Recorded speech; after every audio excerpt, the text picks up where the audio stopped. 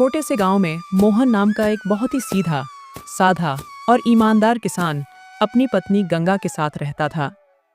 मोहन बहुत ही गरीब था, मगर वह दिन रात मेहनत और लगन से काम करता था। इतनी मेहनत के बाद मोहन गरीब ही था। वह कभी जमींदारों के यहाँ मेहनत मजदूरी करता, तो कभी खेतों में काम करता था ताकि उसके घर का खर्चा अच्छे से चल सके। जैसे जैसे समय बीत रहा था, उसकी गरीबी और भी बढ़ रही थी।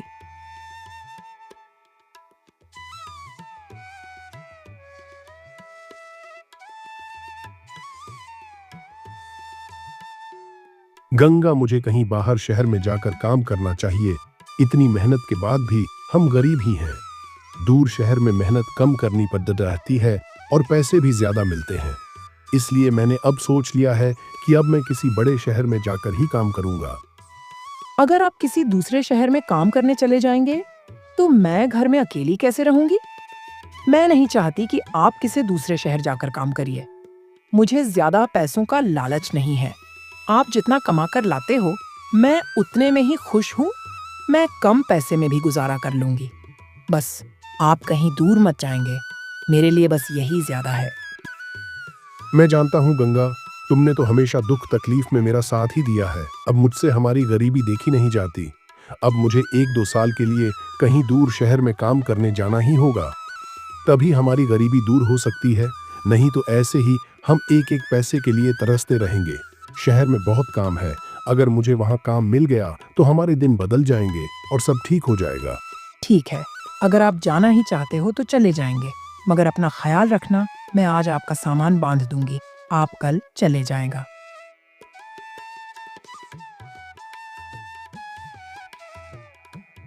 अगले दिन सुबह सुबह मोहन अपनी पत्नी से विदा लेकर शहर की ओर चल पड़ता है।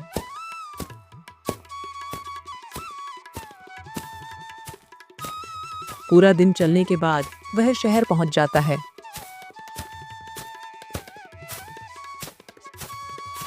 नए शहर में मोहन का कोई जान पहचान का नहीं था, इसलिए वह सोचता है, किसी भी तरह मुझे रात बिताने का इंतजाम करना ही होगा, फिर अगली सुबह मैं काम ढूंढ लूंगा।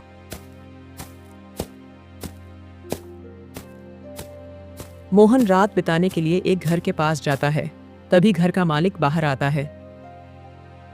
तब मोहन उस व्यक्ति से कहता है, भाई, मैं बहुत दूर गांव से आया हूं और अब शाम हो गई है और मुझे रात बिताने के लिए थोड़ी जगह चाहिए।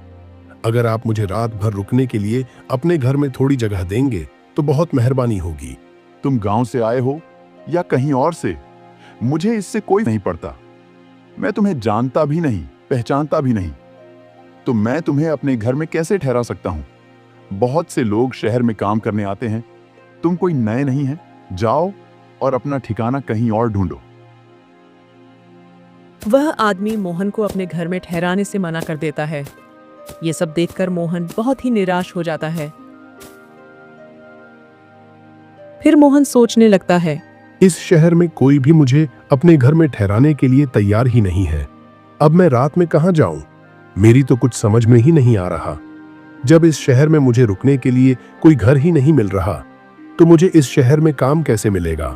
मोहन ये सब सोच ही रहा था, तभी उसकी नजर एक बुढ़िया की घर पर पड़ती है।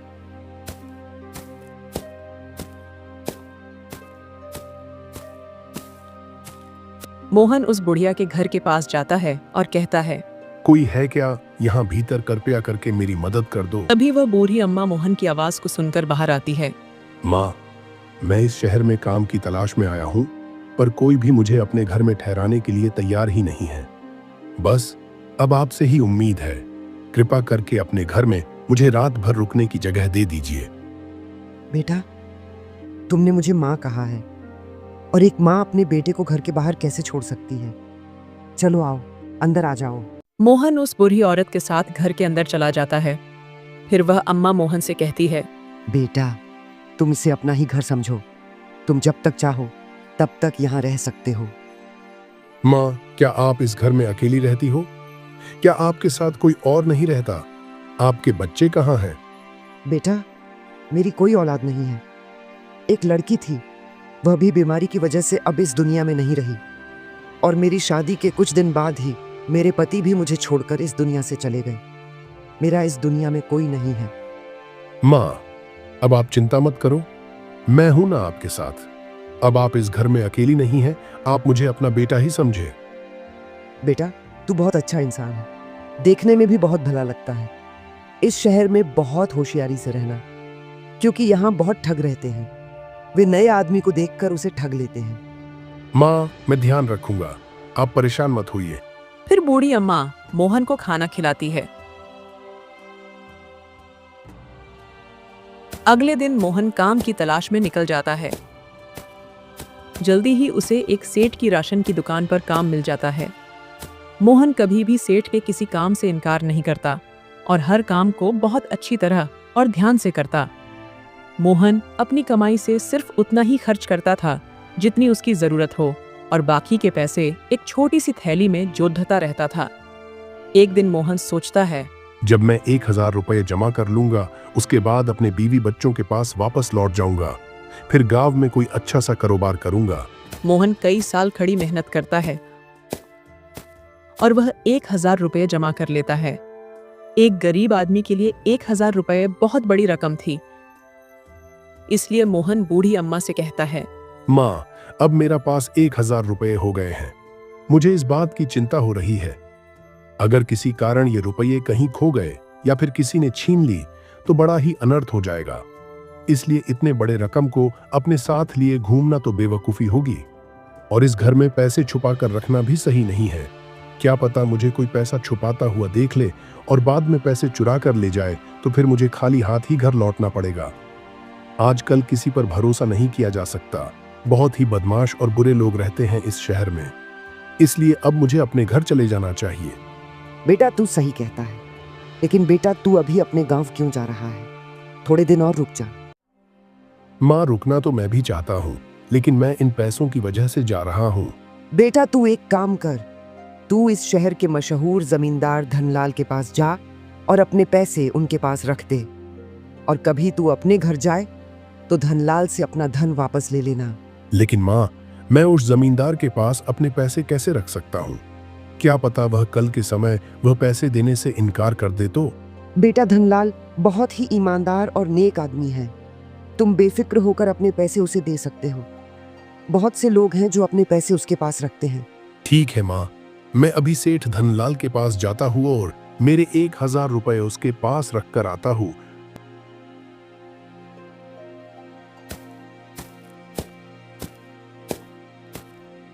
मोहन अपने 1000 रुपये लेकर जमींदार धनलाल के पास पहुंच जाता है। जमींदार मोहन को देखकर बोला, कौन हो तुम और यहाँ किस लिए आए हो? पहले तुम्हें कभी यहाँ नहीं देखा। मालिक, मेरा नाम मोहन है। मैं इस शहर का रहने वाला नहीं हूँ, मैं तो गांव से यहाँ काम करने आया हूँ।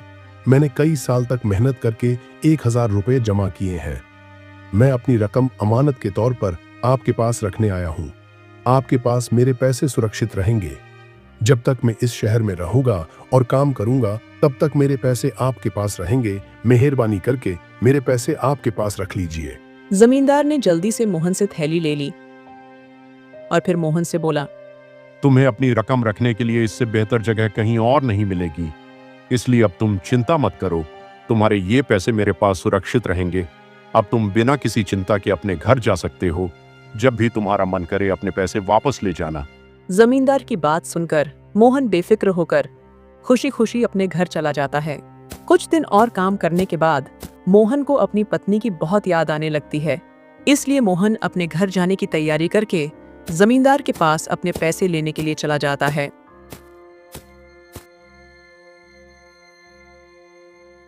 मालिक, अब मैं अपने गांव जा रहा हूँ, कृपया करके मुझे मेरे पैसे दे दीजिए। जमींदार मोहन को गौर से देखकर बोला, तुम कौन से पैसे की बात कर रहे हो? जमींदार की बात सुनकर मोहन के होश उड़ जाते हैं। मैंने कुछ दिन पहले ही 1000 रुपये आपके पास अमानत के तौर पर रखवाई थे। तुम पगला तो नहीं गए हो या फिर तुम्हारा दिमाग खराब हो गया है जो ऐसी बेकार की बातें कर रहे हो? 1000 रुपए, अरे इतनी बड़ी रकम है तो तुम्हारे साथ पीढ़ियों में भी किसी ने नहीं देखी होगी। वैसे तुम्हारे पास कहां से 1000 रुपए आए? और तुम्हारे पास क्या सबूत है कि तूने मुझे 1000 रुपए दिए थे? मालिक, मेरे पास सबूत तो कुछ नहीं है, मगर लोग कहते हैं कि आप बहुत ही ईमानदार हो, इसलिए पैसे देते समय मैंने आपसे कोई प्रमाण नहीं लिया। मोहन जमींदार को अपने 1,000 रुपये की याद दिलाने की बहुत कोशिश करता है, लेकिन जमींदार मोहन की एक बात नहीं सुनता। जमींदार अपने नौकरों को बुलाता है और फिर नौकरों से कहता है, यह कोई बहरूपियां है, झूठ बोलकर मुझे बदनाम करना चाहता है, इसे मार पीट कर घर के बाहर फेंक दो। जमींदार ने मोहन को अपने नौकरों से बहुत पिटवाया और घर से ढके मरकर बाहर निकाल दिए। मोहन हार कर बूढ़ी अम्मा के घर की ओर जाने लगा और खुद से ही कहने लगा, हे भगवान, मेरी सालों की मेहनत, मेरी जमा पूंजी सब लुट गई, कुछ भी नहीं बचा। क्या सोचा था और क्या हो गया। उस बदमाश जमींदार ने मुझे कहीं का नहीं छोड़ा। हे भगवान, अब मैं क्या करूं, कुछ समझ में नहीं आ रहा। मोहन दुखी मन से बूढ़ी अम्मा के घर लौट आता है। मोहन को चिंता में देख बुढ़िया मोहन से कहती है, मोहन बेटा, क्या हुआ? तू इतनी चिंता में क्यों दिख रहा है? तू तो जमींदार धनलाल से अपने पैसे वापस लेने गया था। माँ, मैं बर्बाद हो गया, मेरी जमा पूंजी सब लुट गई। जमींदार धनलाल ने मेरे पैसे वापस देने से इनकार कर दिया। पैसे मांगने पर उसने कहा कि मैंने तुझे पहले कभी नहीं देखा, तू मुझे पैसे देकर कब गया था?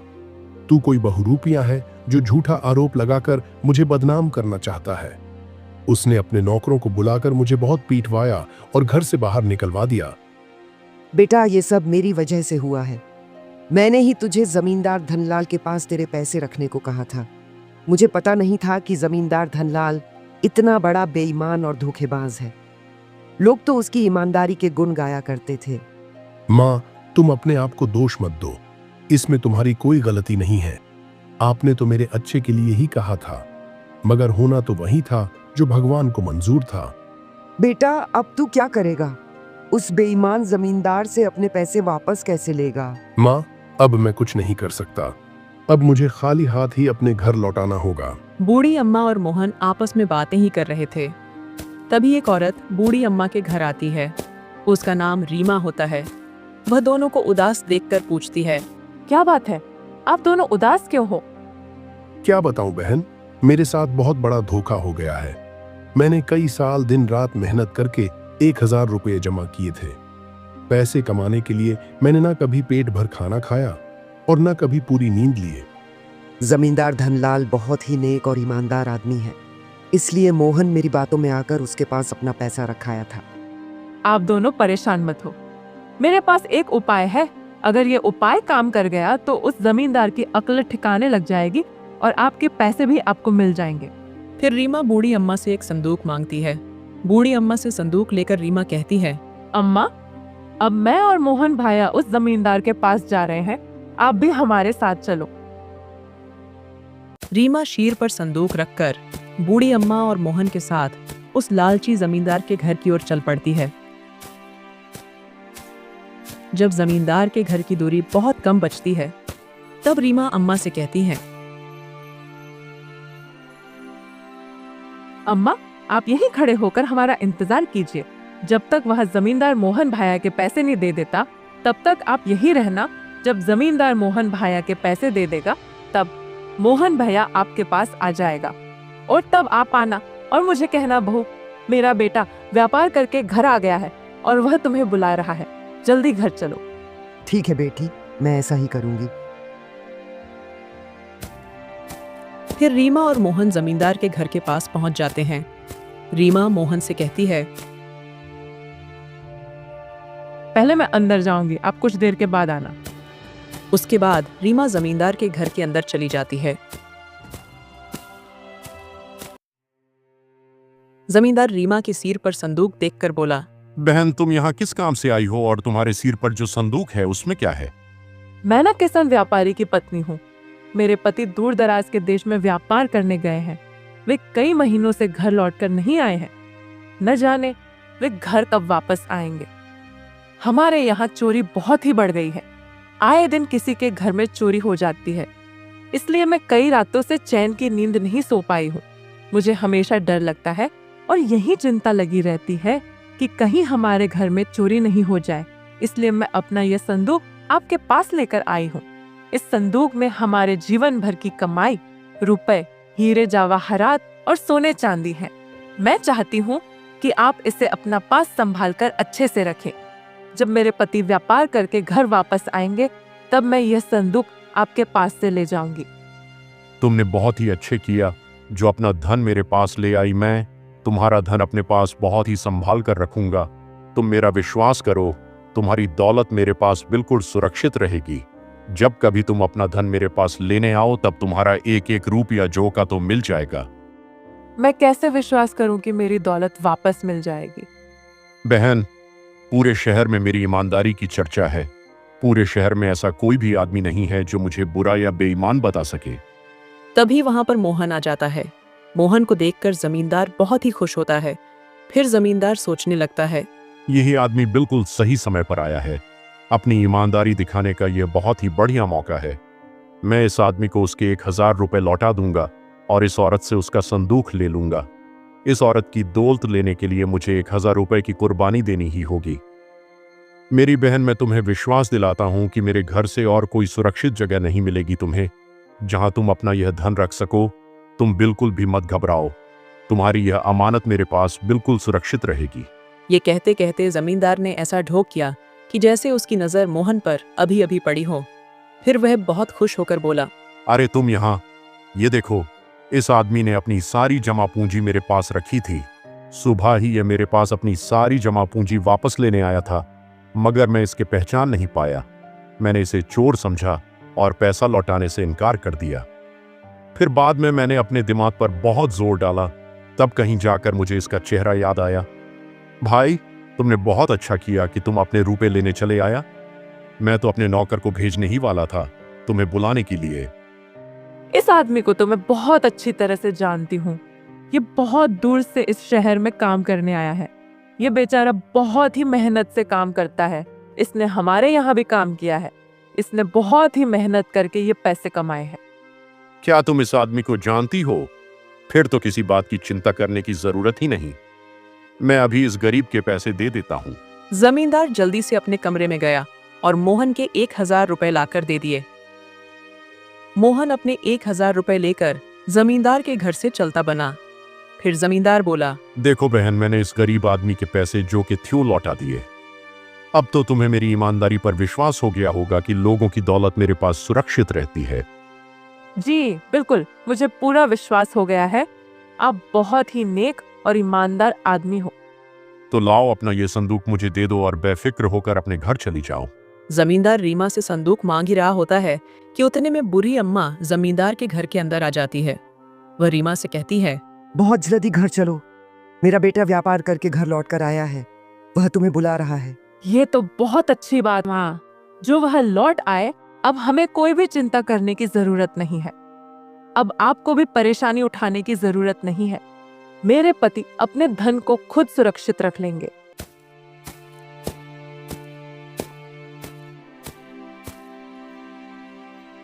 वाह धनलाल, वाह, किस्मत फूट गई। हाथ में आई दौलत लौटकर वापस चली गई। इस कमबख्त व्यापारी को अब भी आना था। थोड़ी देर बाद नहीं आ सकता था। थोड़ी देर बाद आ जाता तो उसका क्या बिगड़ जाता। और इसके चक्कर में मेरे हाथ से 1000 रुपए भी चले गए। किस्मत फूट गई मेरी तो।